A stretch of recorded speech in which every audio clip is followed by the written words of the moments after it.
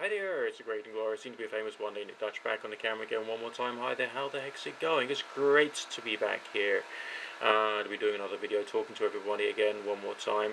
Sometimes difficult to fit these things in, and I admit once in a while I do trip up over my words, but that's more or less all I'm prepared to admit, really.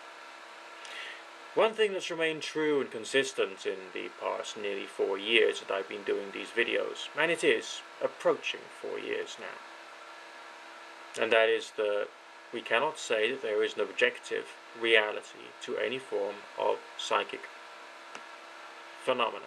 We just can't do that. All we've got to go by are certain forms of experience which are consciousness based. Okay, that's all. What I try and do is try and explain what appears to be the case, taking into account what I've read, what I've researched, what I've experienced, what I've found out as a result of a personal experience, for the purposes of trying to gain these particular experiences. And that is what I have been communicating.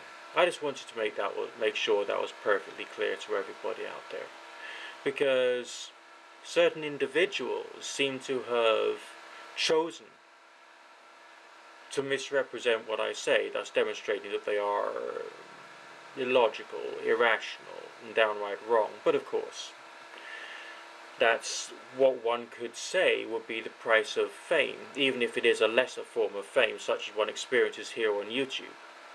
And this is a lesser form of fame.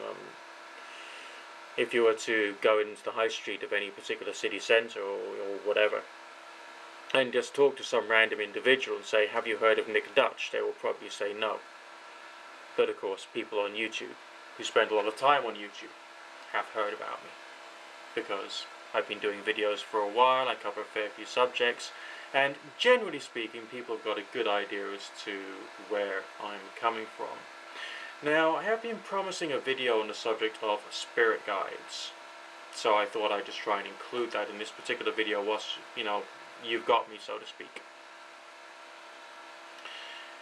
Spirit guides, the way I understand them, are just another form of strange experience. Again, one cannot prove or say that these things actually have some kind of objective existence or objective reality. There's no way of saying that there is proof that there is any form of consciousness outside of our beings. No hard and fast objective proof, no. Strange personal experiences, yes. And most of, I would say, the work which is done within spiritualism is about trying to gain the personal experiences associated with spirit guides. Okay, but these are personal experiences. Now, let me just reiterate, for those of you who are a bit slow on the uptake, the strange experiences prove that strange experiences can occur. They are not 100% reliable. Never have been, never will be, and I don't believe I've ever made a claim that they have been. But I believe I may have made a claim at some point to say that if you carry on doing certain things after a long enough period of time, you will start having some experiences that will bring certain preconceptions of reality into question. But having more and more questions does not necessarily mean to say that you've got more and more answers now, does it? Now, you can have a spirit guide type experience as a result of meditation or doing a pathworking exercise in which you visualize yourself going on a particular form of journey, going through or beside or near things which seem to have some kind of symbolic connection to the message of the character that you're apparently trying to communicate. Or maybe through something done in something closer to the waking consciousness rather than a deep meditation, such as that which is done with the Ouija board or pendulum. Okay? And yes, these things can also be experienced through following the certain varieties of types of experience that are associated with an astral projection. But an astral projection itself is again just another form of strange experience, which may have some phenomena associated with it, which can call your perception of reality into question. But it's still just a strange experience, and all it can do is demonstrate that strange experiences can occur. As far as my spirit guide experiences are concerned, they are many and varied.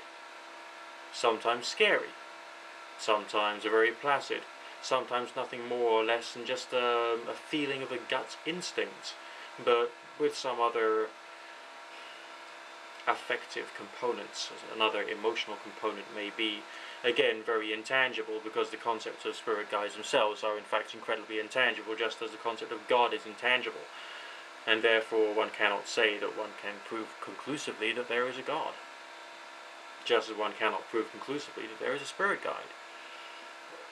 And one can also not prove conclusively that spirit guides exist under any circumstances, nor indeed that you are communicating with them when you're doing your path working or your Ouija board seance or your pendulum dowsing experience.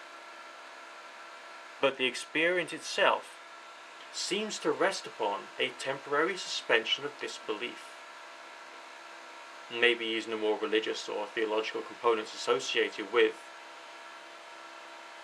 the temporary belief in spirit guides, done in that hypnotic state of mind, which is a form of meditation in its own right, which assists in the generation of the experience, temporarily talking as if they are real, temporarily communicating with yourself as if they were real, but learning when to move into the state of belief and when to move out of the state of belief. And even afterwards, looking objectively at your experiences and learning how to be critical of them. Criticizing your own experiences, as I've said numerous times in the past, can be very important.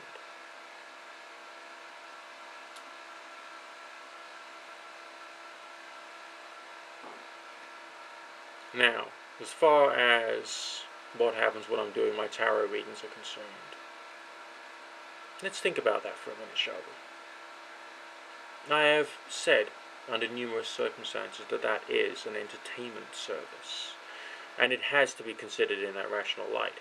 So therefore I personally would not advise you to take seriously anything which is said by any tarot reader or clairvoyant or medium or spiritualist under any circumstances. Not to take it seriously, but maybe to use the stories they're telling you as part of a contemplative process. Now, do strange things actually happen? Do I get the occasional strange experience when I'm doing a tarot reading? Yes. Do they sometimes have some of the similar feelings or phenomena associated with what you might consider to be or might call a spirit guide experience? Yes, they do. Are they weird? Yes. Are they easy to interpret? No. Can they be had by everyone and anyone? Probably not. Can they be had with practice? Possibly.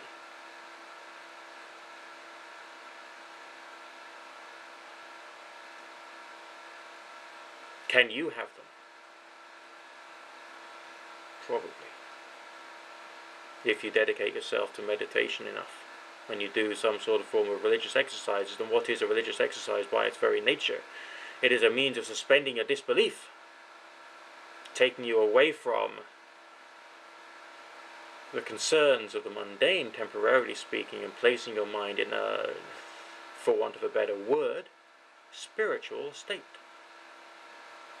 That is why we do prayer and meditation. It assists in that generating the state of suspension of disbelief. Just a few thoughts for today. Good fortune. God bless. Keep cool. And do try and think.